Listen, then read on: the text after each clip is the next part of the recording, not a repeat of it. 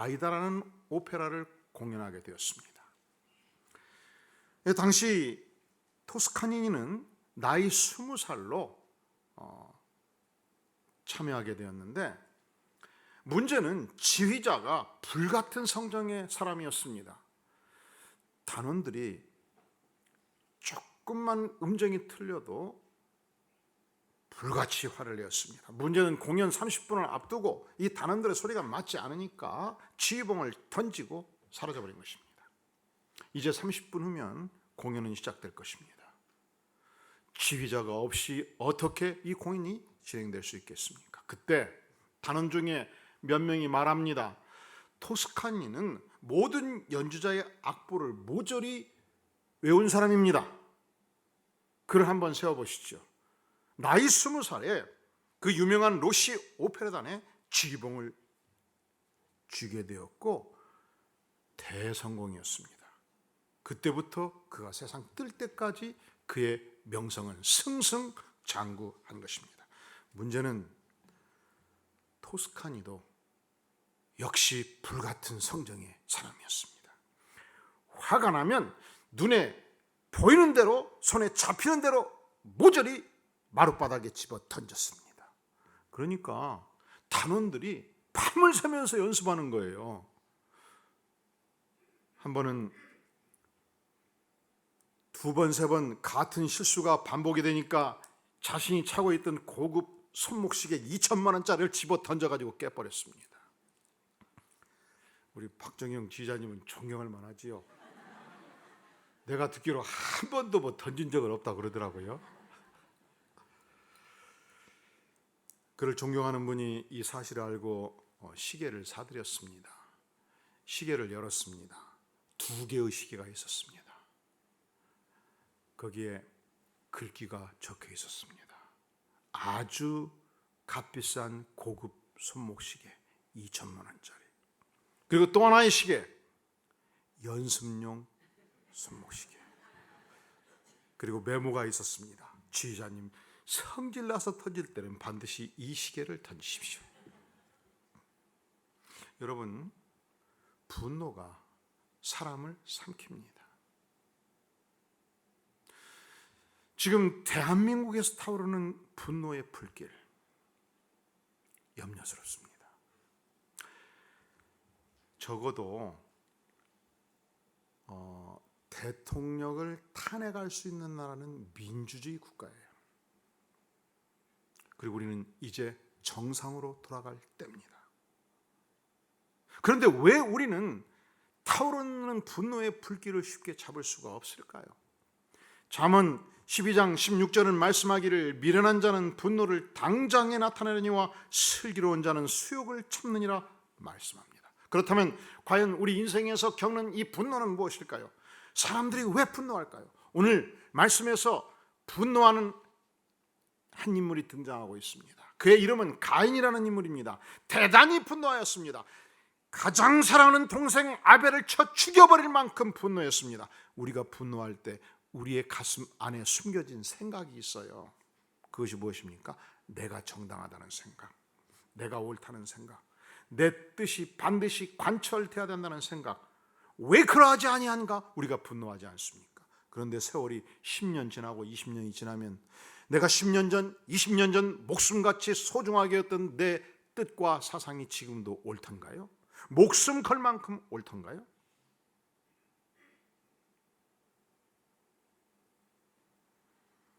제가 대학을 들어갈 때 1972년도 10월 유신 정권이 선포되었습니다.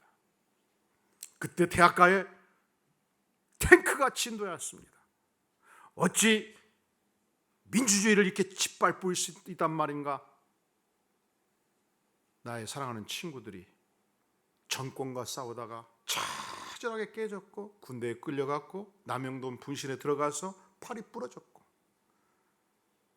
그리고 투사로 전사로 바꿔져 갔습니다. 오늘날 그 중에 국회의원 노는 친구도 있고 그 중에 때로는 야인이 되어서 이모저모로 비영리단체에서 일하는 친구도 있고, 그런데 일부의 친구들은 1995년도를 전후해서 민주화가 완성된 그 이후에도 계속적으로 권력을 향해서 투쟁하는 투쟁가의 기질.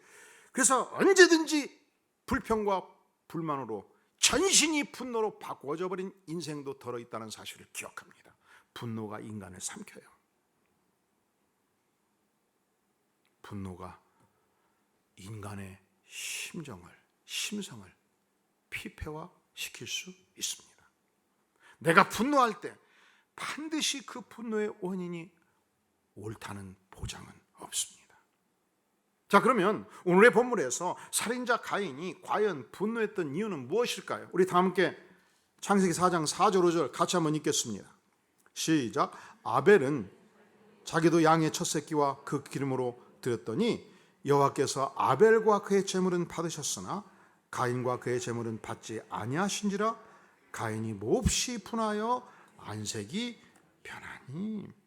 왜 분노했습니까? 하나님께서 나의 제물은 왜 받지 아니하셨습니까? 왜 동생 아벨의 제물만 받으셔야 됩니까? 이것이 가인이 분노한 이유였습니다. 가인은 농사하는 자였습니다. 땅의 소산으로 제물을 드렸습니다. 아벨은 양치는 자였습니다. 양의 첫 새끼와 기름으로 제물을 드렸습니다. 그러니까 이 부분에 대해서 혹자는 이런 주장을 해요. 아벨은 피의 제사를 드렸으니까 받았다.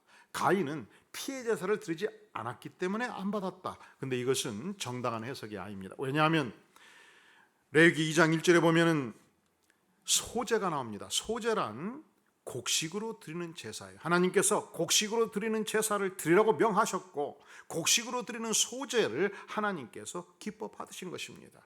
그러니까 곡물로 드리는 제사를 거부할 이유가 전혀 없는 것입니다. 그렇다면 왜 하나님은 아벨의 제사를 받으셨을까요? 4절에 오늘의 본문에 보면은 여호와께서 아벨과 그의 제물을 받으셨다라고 표현하고 있지 않습니까? 먼저 아벨 자신을 받았다는 사실입니다. 제물 이전에 아벨의 전 인격을 받으셨습니다. 우리가 하나님께 나아갈 때 사랑하는 성도 여러분, 우리가 먼저 물질을 드리기 전에 하나님은 우리 자신을 받으시기를 원하십니다.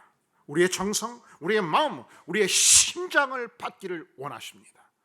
그런 거로 우리가 예배로 나아갈 때마다 하나님, 죄 많고 부족하지만 오늘 또 십자가의 보혈로 내 인생을 온전히 씻어주시며 내 인생 자체를 온전히 받아주시옵소서. 이것이 우리가 제물고 나아갈 때 가져야 될 굉장히 중요한 자세입니다. 왜냐하면 예배로 나아가는 것은 단지 봉헌의 그 행위가 물질만 드리는 것이 아니요 내 인생을 드리는 소중한 행위이기 때문에 우리가 성경을 깊이 연구해 보면 이 봉헌의 예식이 굉장히 중요하다는 것을 알게 됩니다. 한국 사회에는 특별히 두 가지 이유 때문에 이 예배 중에 헌금 봉헌 예식을 약화시키는 경향이 있어요. 첫째는 물질주의 사상이 워낙 강하기 때문에, 돈이 하나님이 되어 있기 때문에 헌금 행위에 상처받는 사람이 있다라고 생각하는 거예요.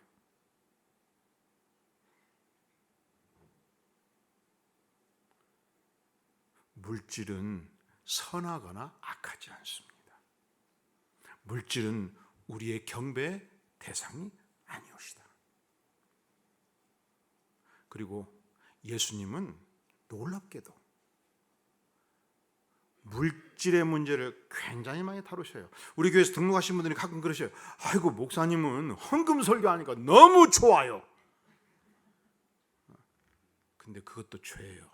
성경이 돈을 다루면 돈을 다루는 것입니다.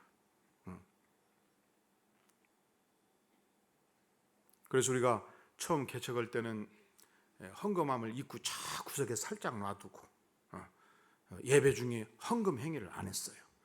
그것이 도덕적으로 우수하다고 생각했어요. 그것이 정당하다고 생각한 거예요. 그리고 그렇게 하니까 다들 좋아해요. 그래서 저도 좋아했어요. 그리고 잘한다고 생각했어요.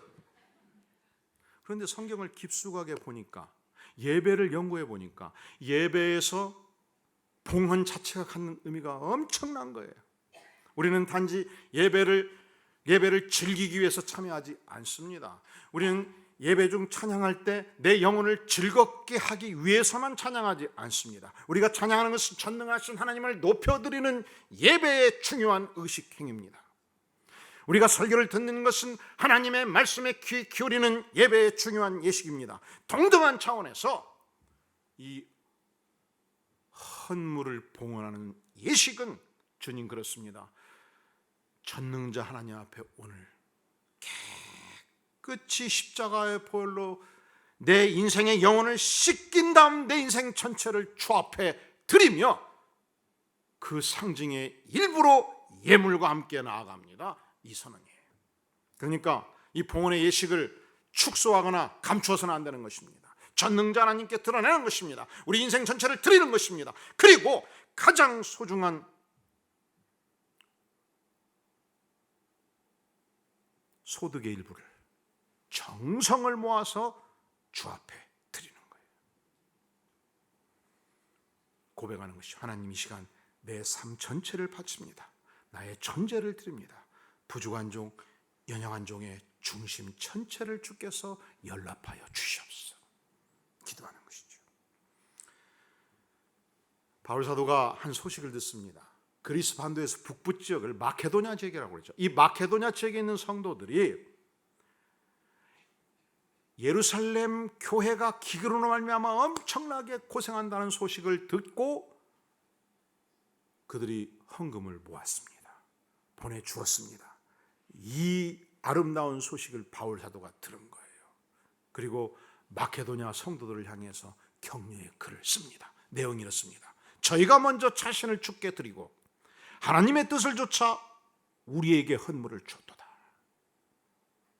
그러니까 헌물 자체보다 더 중요한 것은 헌물을 드리는 그 행위를 통해서 우리 자신을 드리는 것이죠. 아마 여러분들이 영국 출신의 유명한 선교사 데이비드 리빙스톤을 기억할 것입니다. 그는 청년 시절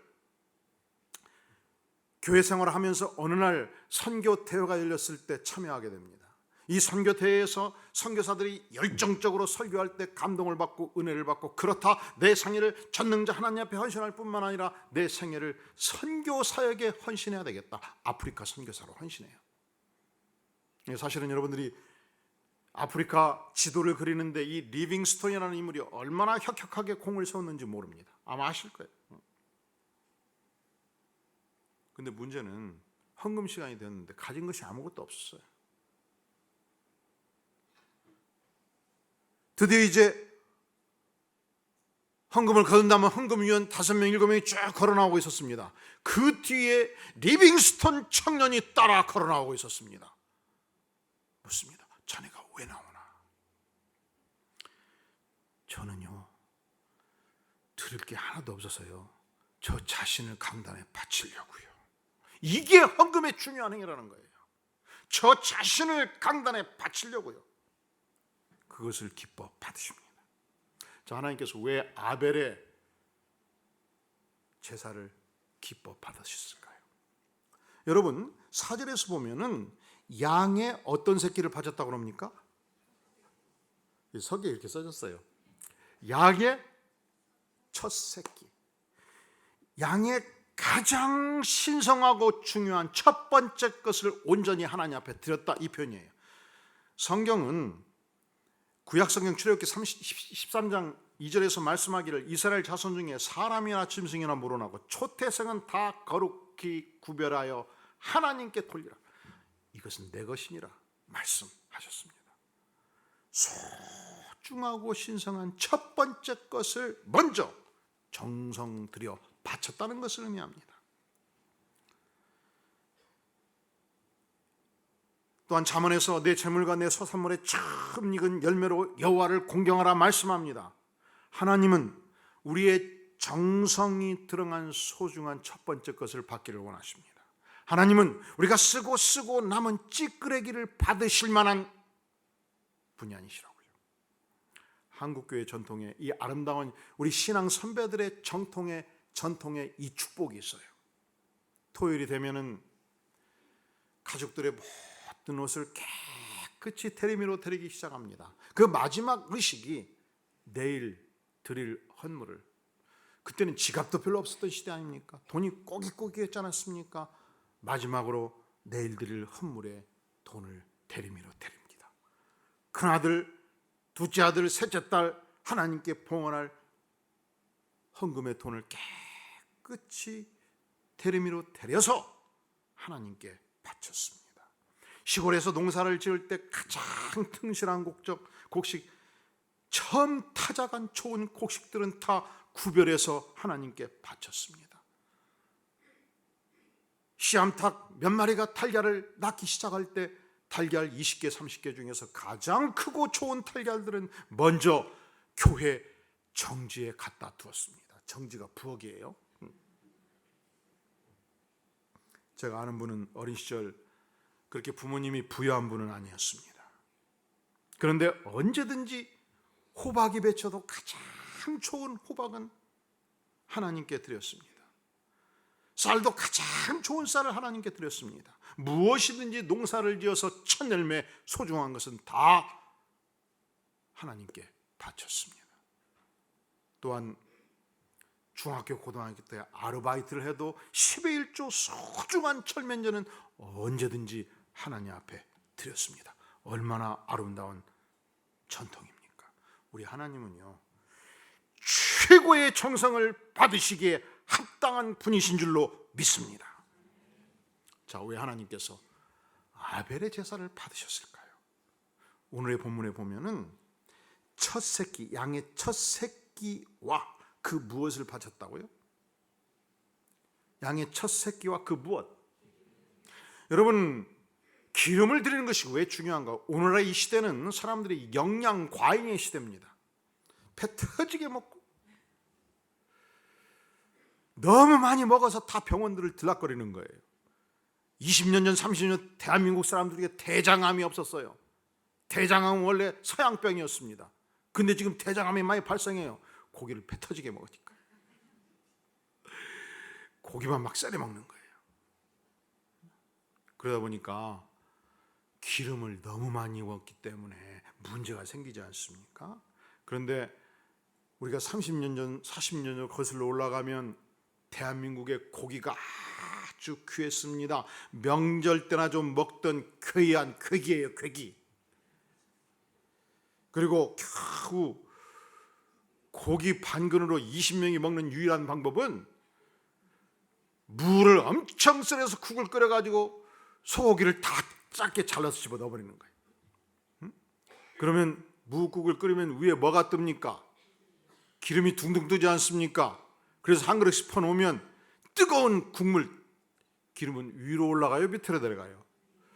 여러분, 제 나이 된 분들은 다 기억할 거예요. 그거 한 수저 딱 떠서 기름이 들어갈 때 아 뜨거라, 그렇게 먹었지 않습니까? 또 씨암탉을 잡아서 인삼 넣고 마늘 2주먹 집어넣고 대추 넣어서 푹푹 끓이면, 물도 엄청 나오고 끓이면 7 식구가 먹어야 되니까 위에 뭐가 떠요? 털한 기름이 뜨지요. 그래서 7대접을 나누어주고 어머니가 한 숟갈 먹다가 기다렸다가 큰아들 내 것 먹으라고 주지 않습니까? 거기에 뭐가 떠 있어요? 털한 기름 후 불어가면서 2그릇 먹었으니 지금도 저의 복부에 기름으로 많이 남아있지 않겠습니까? 이 사무엘상에 보면 제사장의 아들들이 하나님께 드릴 제물을 가지고 장난을 칩니다. 먼저 그냥 갖다 먹는 거예요. 손을 대는 거예요. 그래서 제사 드리는 사람이 일침을 가합니다. 너희들 기름에는 손을 대지 말라. 반드시 먼저 기름을 태워서 하나님께 드린 후 나머지 것 마음에 원하는 대로 취하라. 왜 그렇습니까? 그만큼 그 시대 기름이 소중했습니다. 최상급 음식이었습니다. 아벨은 최상급 음식으로 최선의 마음으로 하나님께 드렸고 하나님이 그것을 기뻐 받으신 것입니다. 자, 하나님이 왜 아벨의 제사를 기뻐 받으셨을까? 아벨은 자신을 성결하게 구별해서 먼저 하나님께 자신을 드렸습니다.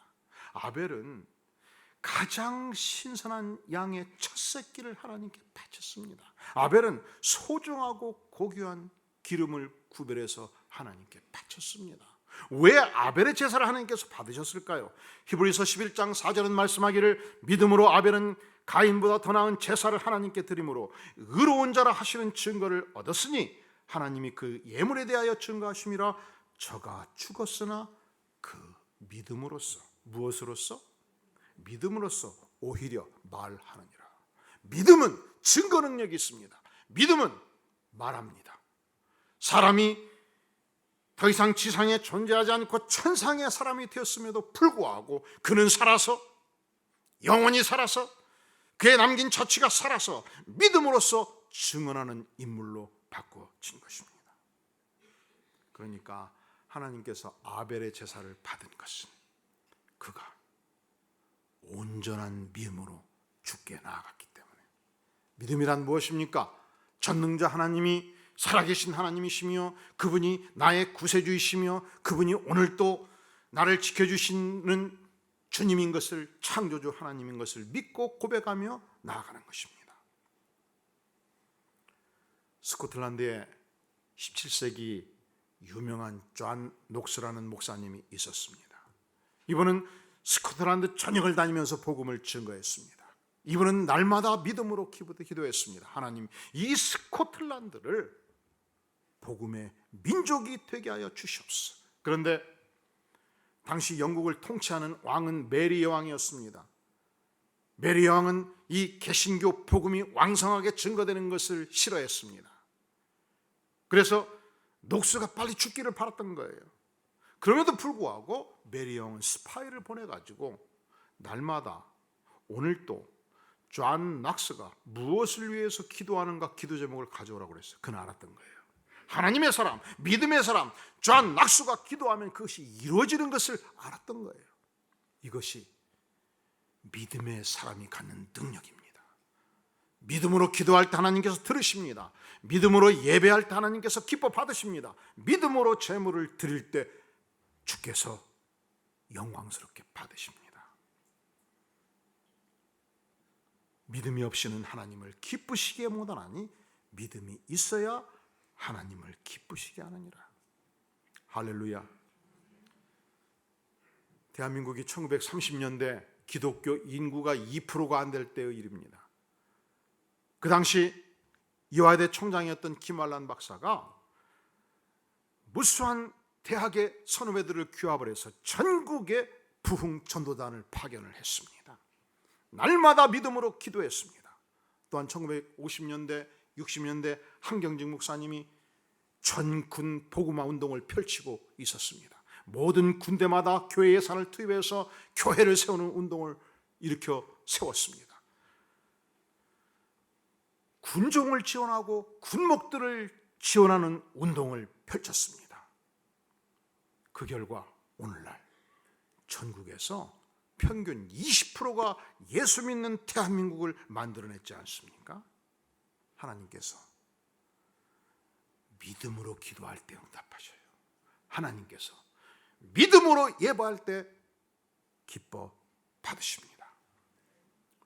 하지만 그럼에도 불구하고 하나님을 온전히 믿음으로 제사하고 예배했던 아벨이 가인에 의해서 죽임을 당한 이 사건, 무참하게 살해된 이 사건을 볼 때 우리에게 고통이 있죠. 그래서 우리는 질문해요. 하나님, 왜 하나님을 사랑하는 백성이 이 어려운 일을 당해야만 합니까? 이것이 그 시대나 오늘의 이 시대나 하나님의 백성들이 하나님을 향해서 부르짖는 절규의 질문입니다.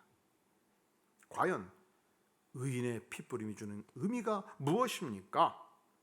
자, 하나님이 살인자 가인을 찾습니다. 9절, 내 아우 가인이 어디 있느냐? 뻔뻔스럽게 가인이 말하죠. 내가 동생 아우를 지키는 자입니까? 난 몰라요. 하나님이 말씀합니다. 10절, 너가 무엇을 하였느냐? 내 아우의 핏소리가 땅에서부터 내게 호소하느니라. 아벨은 비록 애매하게 희생을 당했지만 애매하게 죽임을 당했지만 그 핏소리가 하나님을 향해서 호소한다는 것입니다. 이것을 히브리 기자는 히브리서 12장 24절에서 이렇게 해석해 주고 있습니다. 새 언약의 중보이신 예수와 및 아벨의 피보다 더 나은 것을 말하는 예수의 뿌린 피니라. 아벨의 피는 무엇을 말하는가? 예수 그리스도의 핏뿌림을 예표한다는 것입니다. 아벨의 피를 전제해서 예수님께서 핏뿌림으로 인류 구원의 역사를 이루셨다는 사실입니다. 아벨의 피보다 더 나은 피, 예수 그리스도의 핏뿌림, 그러니까 아벨의 피가 가인의 후손들을 구원하는 호소였다면 예수 그리스도의 피는 온 인류를 구원하는 핏뿌림의 호소입니다. 예수님은 순결하신 분이었습니다. 예수님은 죄 없으신 하나님의 아들이셨습니다. 예수님은 전능자 하나님의 권세를 가진 분이셨습니다. 그럼에도 불구하고 예수님이 채찍에 맞으셨고 모욕을 당하셨고 온몸에 피를 흘리기 시작했습니다. 온몸에 물과 피를 쏟으셨습니다.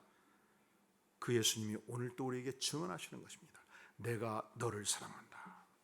내가 너를 대신해서 십자가에서 핏뿌림의 죽임을 당했다. 이 예수님의 핏소리를 통해서 우리가 구원을 받은 것입니다. 그렇다면 오늘 살아가는 백성들의 삶, 신자의 삶은 무엇인가? 예수님의 핏뿌림 앞에서 구원의 축복을 누리는 삶이요, 이 구원의 증거를 이웃과 나누는 삶이 그리스도인의 삶이에요. 그리스도의 삶은 어떤 삶인가? 한 영혼의 구원을 위해서, 한 영혼을 돕기 위해서 내 삶에서 핏뿌림의 고난에 동참하는 삶, 핏뿌림의 고난을 감당하는 삶, 십자가의 고난에 동참하는 삶이 바로 오늘을 살아가는 그리스도인의 삶입니다. 자, 그리스도인의 삶은 어떤 삶인가? 예수님의 핏뿌림 앞에 감사하며 찬양하며 온 마음을 다해서 예배하는 삶, 이 핏뿌림의 축복, 예배의 축복이 날마다 충만히 여러분의 생애에 임하기를 주의 이름으로 축원합니다. 기도하시겠습니다.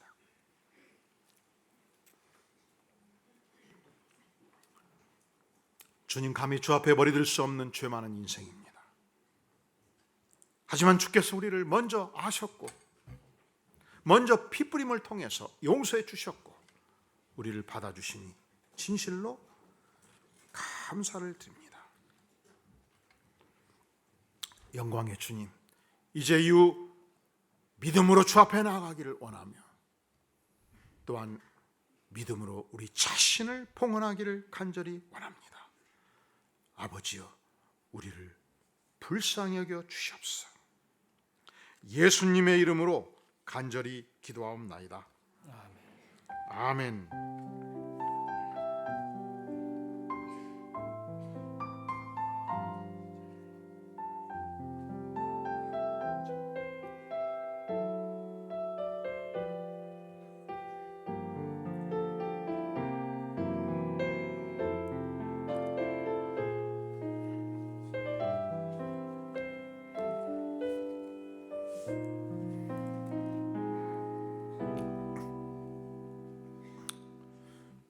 오늘의 말씀을 기억하면서 함께 시선 찬양합니다.